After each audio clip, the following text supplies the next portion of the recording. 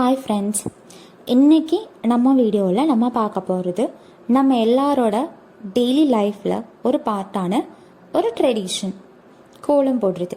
காலையில் எழுந்ததும் வாசல் கூட்டி கோலம் போடணுங்கிறது நம்மளோட அம்மா பாட்டி இவங்கெல்லாம் நமக்கு சொல்லிக் கொடுத்த ஒரு பெரிய விஷயம்.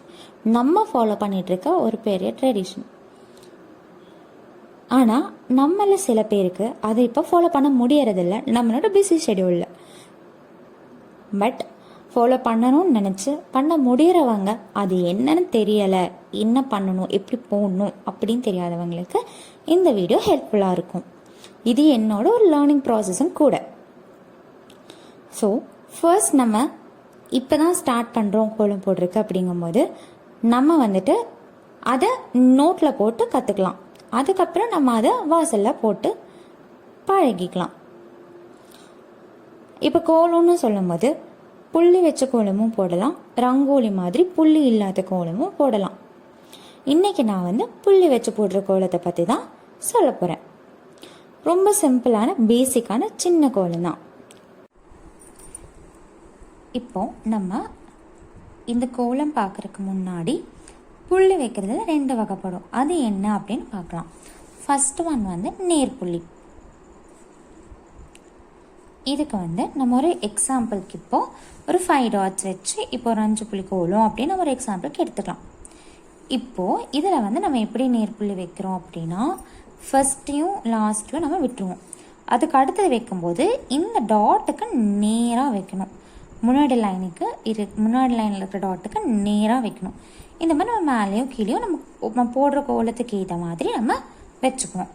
இதுதான் நேர்புள்ளி. அடுத்தது ஊடுபுள்ளி.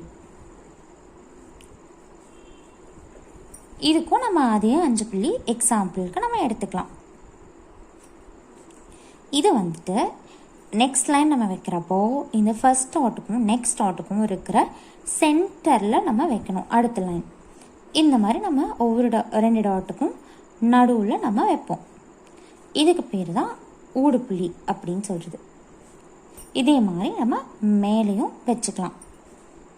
நம்ம இது 1ல் தான் முடியணும்னு இல்லை, நம்ம போடுற கோலத்தை பொறுத்து. ஸோ இதுதான் நேர்புள்ளி ஊடுபுள்ளி அப்படிங்கிறது.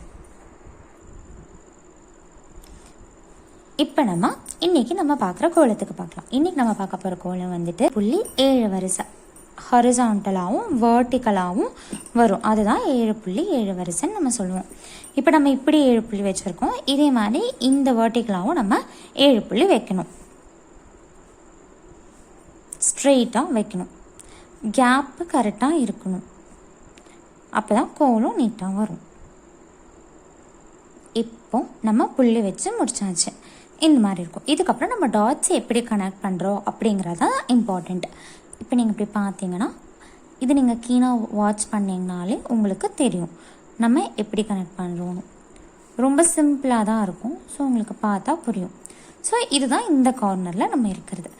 இப்போது இங்கே நான் இந்த மாதிரி போடுறேன். நீங்கள் இங்கே இதுக்குள்ளே நீங்கள் வேறு என்ன டிசைன் வேணாலும் நீங்கள் போட்டுக்கலாம். இப்போ இதே மாதிரி நம்ம 4 கார்னர்லேயும் போடணும்.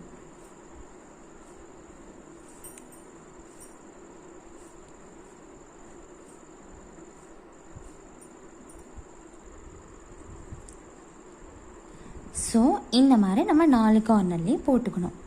அடுத்தது நம்ம என்ன பண்ண போகிறோன்னா இப்போது இந்த டிசைனும் உங்களோட சாய்ஸ் தான்.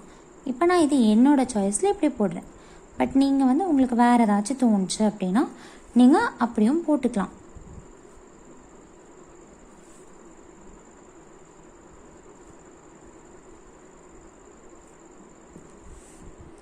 அதுக்கப்புறம் இந்த மாதிரி இதை எடுத்துக்கோங்க. ரொம்ப சிம்பிளாக தான் இருக்கும்.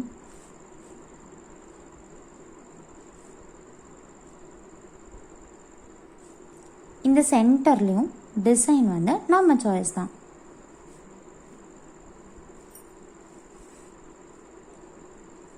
இப்போ இதெல்லாம் நாம் போடுறோம். உங்களுக்கு வேணும்னா நீங்கள் போடலாம், இல்லைனா நீங்கள் அப்படியே பிளாங்காக விட்டுக்கலாம். ஸோ இவ்வளோ தான் இந்த குட்டி கோலம், சிம்பிளான கோலம் முடிஞ்சது.